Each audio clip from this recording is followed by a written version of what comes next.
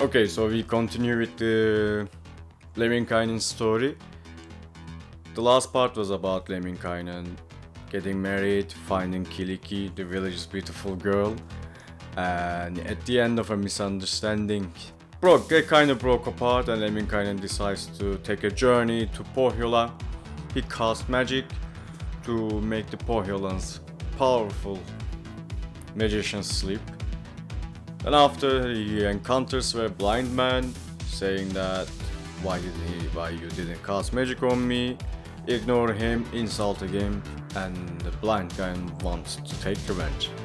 So that's a short resume of the story. Now he looks for Louhi because he wants to take one of her beautiful daughters. Louhi, as you remember, has the most beautiful daughters in the whole mythological Finnish realm, even though she is a witch. Probably she is not that beautiful. And he asked the most beautiful daughter of Louhi. But Louhi answers, you have your wife in your village, so you don't have the right to do that. Go back to Kiliki. But Lemminkainen answers, I don't want Kiliki. She can leave behind, she can stay at home. Just give me your most beautiful daughter. And Louhi didn't care about whether Lemminkainen had any other wife, but she was being cunning and she had other plans, so she challenged Lemminkainen to catch the mythical deer made by demons. Lemminkainen, without any initial thought, accepted, and he thought that he can catch any animal with his slide, and at that moment demons just start to create that deer. Actually, the deer was made over different parts of different trees. So a head, toes, and the body completely from tree. So it looked like a bizarre creature, and it frightened the children and made them cry, while it didn't at all to women. Women laugh at the creature while it was destroying the doors and tearing down the walls and boiling pots, etc. So Lemminkainen tried to catch him, but whilst he trying, he broke his slide. At that moment he said, okay, maybe I should give it up, but it was a short moment. After, he decided to ask help for the first family, the Tapio family. And he called all the Tapio family members differently. Tapio, his wife, his daughter. And they accepted to help him, so they marked on trees to communicate. They put a trap, they informed other animals to not to come in. Then they eventually got the deer. Lemminkainen took it to Pohjola. Louhi was shocked, but haven't come instead. And gave another task to Lemminkainen to catch the mighty little horse made by fire. Lemminkainen accepted it without any initial thought again, and he caught it with magic. Seeing that Lemminkainen is a hard person to challenge, Louhi said, then go get me the mighty Swan of the Pohjola, fetch it, hunt it for me. That was an impossible task, because the mighty Swan of Pohjola is also sacred, and it is forbidden to hunt it. But Louhi wanted it anyway. Didn't care about what Lemminkainen was into or what's going to happen to him. Lemminkainen went there by the river of Tuonela, the river of afterlife. Once you die, you pass the river, we will have another story about that. So, don't forget the detail. The old man wanting revenge was waiting for him there. So they didn't have any conversation again. Just the old guy saw him. He was a magician either. He saw it and he created a water snake from the waves and threw it to the Lemminkainen's heart, and the snake pierced a hero's heart. Yeah. And the old guy just pushed him into the river. So Lemminkainen, our hero, now is dead.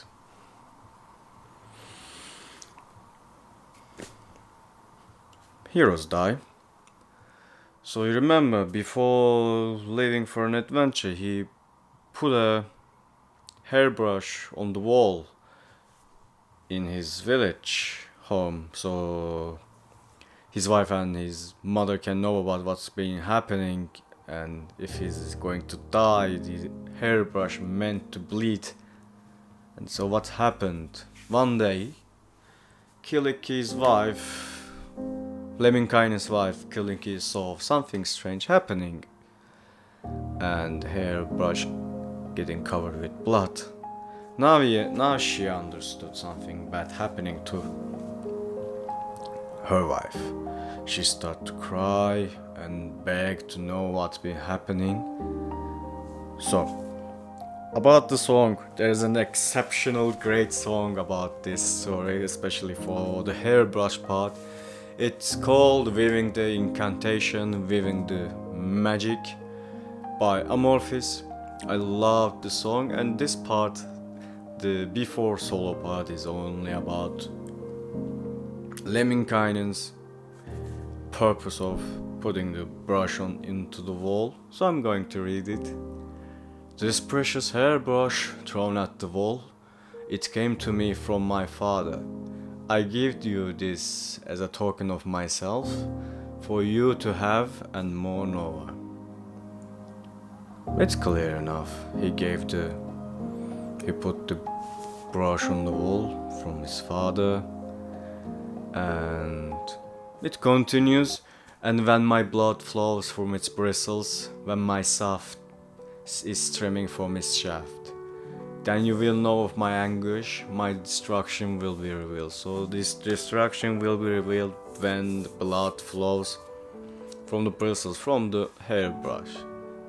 It's a lovely song, I love it.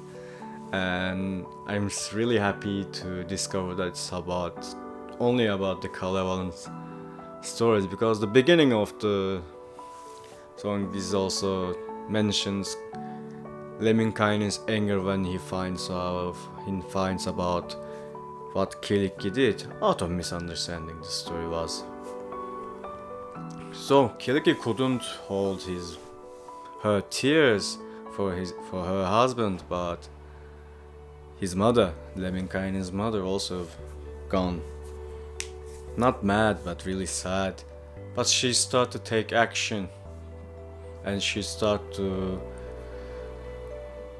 save her beloved son, and she left home for Pohjola to learn what's been happening. And upon arriving, she questioned Louhi what's happened to her son.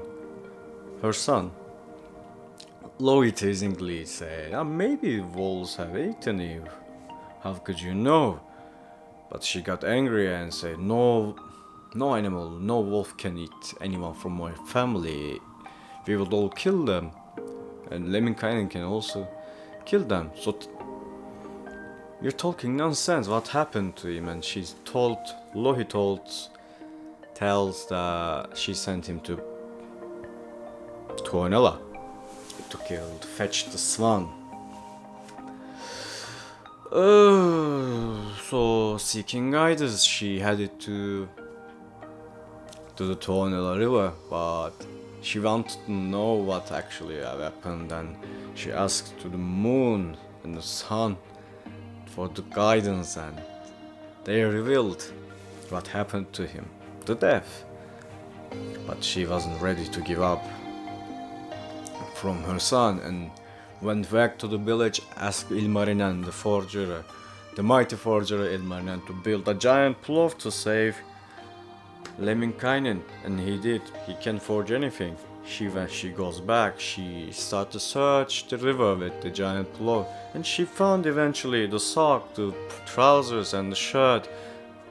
Then after she started to find the different body parts of Lemminkainen, and she started to fetch them. She started to weave them to one another, but she eventually had the whole body, but it was a body. It wasn't alive. She didn't know what to do, but she persisted in her efforts and decided to ask for the intervention of the god. Then she sent a bee, a honeybee, to the sky, that the bee can take honey from the god's treasure. God's honey treasure, we can say. Then the bee passes the moon, the sun, and the Ursa Major. The Ursa Major finds it and takes as much as it could, as much as it can carry, and comes back to the mother. Now mother seemed happy, and while applying the honey to the fetched weaved part of his son, she used magic and told the words. Also the god Ukko himself intervened to the situation to save Lemminkainen, because he's a great hero.